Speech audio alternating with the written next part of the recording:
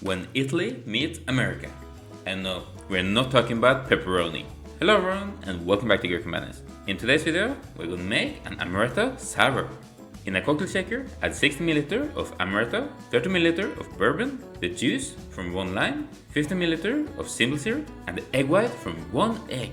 Add 2 big ice cubes and start shaking. For me, this cocktail got everything. The nuttiness from the almonds, the citric from the lime, sweetness from both the syrup and the bourbon, and the creaminess from the egg whites. It's almost like a marzipan drink. When done shaking, prepare a chilled whiskey glass and double strain the cocktail into it. This cocktail may sound all over, but it's really worth to try out.